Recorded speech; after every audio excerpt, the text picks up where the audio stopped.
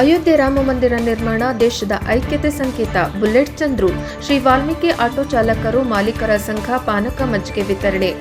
ಚಾಮರಾಜನಗರ. ಅಯೋಧ್ಯೆ ರಾಮ ಮಂದಿರದ 2ನೇ ವರ್ಷದ ವಾರ್ಷಿಕೋತ್ಸವ ಅಂಗವಾಗಿ ಶ್ರೀ ವಾಲ್ಮೀಕಿ ಆಟೋ ಚಾಲಕರ ಮಾಲೀಕರ ಸಂಘದ ವತಿಯಿಂದ ಶ್ರೀರಾಮನ ಭಾವಚಿತ್ರಕ್ಕೆ ಪೂಜೆ ಸಲ್ಲಿಸಿ ಪಾನಕ ಮಜ್ಜಿಗೆ ವಿತರಿಸಲಾಯಿತು.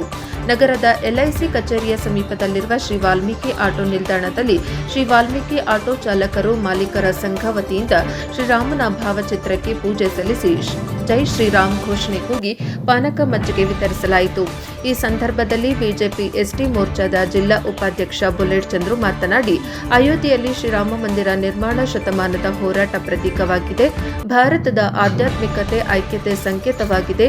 ಮರ್ಯಾದಾ ಪುರುಷೋತ್ತಮ ಶ್ರೀರಾಮ ಹಿಂದೂ ಧರ್ಮದ ಆರಾಧ್ಯ ದೈವವಾಗಿದ್ದು ಅವರನ್ನು ಆರಾಧಿಸುವುದು ನಮ್ಮೆಲ್ಲರ ಆದ್ಯ ಕರ್ತವ್ಯವಾಗಿದೆ ಎಂದರು.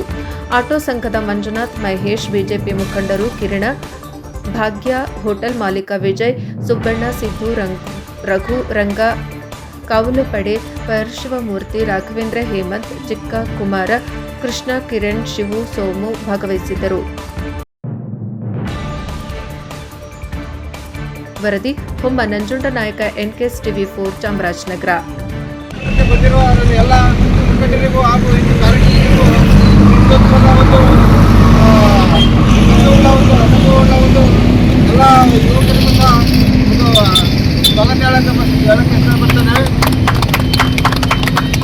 ಭಾರತದ ಇತಿಹಾಸದಲ್ಲೇ ಇಂದಿನ ಒಂದು ಸುವರ್ಣ ಅಕ್ಷರದಲ್ಲಿ ಬರೆಯುವಂಥ ಒಂದು ದಿನ ಜನವರಿ 22. ಈ ಜನವರಿ 22 ದಿನ ಒಂದು 500 ವರ್ಷಗಳ ಒಂದು ಇತಿಹಾಸದ ಒಂದು ಸೃಷ್ಟಿ ಮಾಡಿದ ಒಂದು ದಿನ ಈ ಜನವರಿ 22. ಭಾರತದಲ್ಲೇ ಹಿಂದೂಗಳ ಒಂದು ಕನಸು ನನಸಾದಂಥ ದಿನ ಜನವರಿ 22.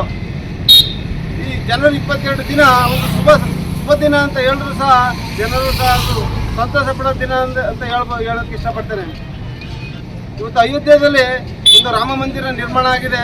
ಅದೊಂದು ಕಲ್ಲಿನ ಕೋಟೆ ಅಲ್ಲ, ಈ ಹಿಂದೂಗಳ ಒಂದು ಸಂತೋಷ ಪಡುವಂಥ ಒಂದು ಮಂದಿರ. ಈ ಅಯೋಧ್ಯೆ ಏನು ಮಂದಿರ ಏನಿದೆ, ಒಂದು ಮಂದಿರ ಏನಿದೆ ಅದು ಒಂದು ದೇವಂತ ಸಂಕಲ್ಪ ಹಾಗೂ ಹಿಂದೂಗಳ ಒಂದು ಶ್ರದ್ಧಾ ಕೇಂದ್ರ ಆಗಿರ್ತದೆ. ಹಾಗೆ ಇದಕ್ಕೆ ಒಂದು ಕುಟುಂಬ ಸಹಿತ ಭಾರತದಲ್ಲಿ ಎಲ್ಲ ಸಹ ಅಲ್ಲಿಗೆ ಹೋಗಿ ಒಂದು ರಾಮನ ಒಂದು ಕೃಪೆಗೆ ಪಾತ್ರರಾಗಬೇಕು ಅಂತ ನಾನು ತಮ್ಮಲ್ಲಿ ಮನವಿ ಮಾತಾಡೋ ಅವಕಾಶ ಮಾಡಿಕೊಟ್ಟ ಎಲ್ಲ ಒಂದು ಹಿರಿಯರಿಗೂ ಕಿರಿಯರಿಗೂ ಒಂದು ಧನ್ಯವಾದ ಹೇಳಕ್ಕೆ ಇಷ್ಟಪಡ್ತೇನೆ. ಜೈ ಶ್ರೀರಾಮ್. ಈಗ ಬದ್ಲಾ ಪಾನ್ಕ ಕೊಡಿ, ಫಸ್ಟ್ ಕೊಡ್ತಾನ ತುझे ಸುಸ್ತಾಗಲ್ಲ.